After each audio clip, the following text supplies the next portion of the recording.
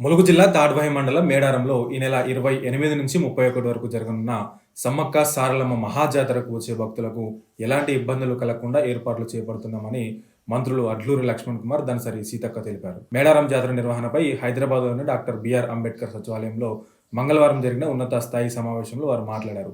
ఈసారి జరగబోయే మేడారం మహాజాతరకు సుమారు 3 కోట్ల మంది భక్తులు హాజరయ్యే అవకాశం ఉందని తెలిపారు. ప్రభుత్వంలోని వివిధ శాఖలతో సమన్వయంతో పనిచేసి కుంభమేళాను మించి సమ్మక్క సారలమ్మ మహాజాతరను నిర్వహించాలని వారు సూచించారు. దాదాపు 250 కోట్లకు పైగా నిధులు వెచ్చించి అభివృద్ధి పనులు చేపడుతున్నామన్నారు. ప్రధానంగా శాశ్వత నిర్మాణాలు, మౌలిక వసతులు, భద్రత, రవాణా, పారిశుద్ధ్యం, వైద్య సేవలు తదితర ఏర్పాట్లు చేపడుతున్నామన్నారు.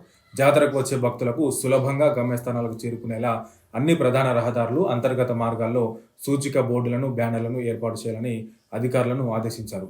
భక్తులు అయోమయానికి గురి కాకుండా ట్రాఫిక్ నియంత్రణ పటిష్టంగా ఉండాలని, ప్రత్యేక రూట్ మ్యాప్లతో పాటు అవసరమైన చోట వన్ వే వ్యవస్థను సైతం అమలు చేయాలని అన్నారు.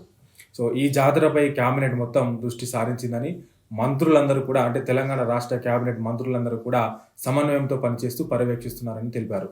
తెలంగాణతో పాటు ఆంధ్రప్రదేశ్, మహారాష్ట్ర, కర్ణాటక, ఛత్తీస్గఢ్ తదితర రాష్ట్రాల నుంచి భక్తులు అధిక సంఖ్యలో వచ్చే అవకాశం ఉన్నందున భక్తులందరికీ సులభంగా దర్శనమయ్యేలా ఏర్పాట్లు చేస్తున్నామన్నారు.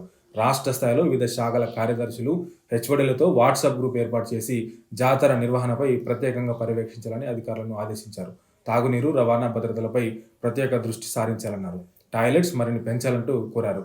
జాతర సందర్భంగా గురు, శుక్రవారాల్లో దాదాపు 40 లక్షల మంది భక్తులు ఉంటారని, అందుకు అనుగుణంగా ఏర్పాట్లు చేపట్టాలని వారు తెలిపారు.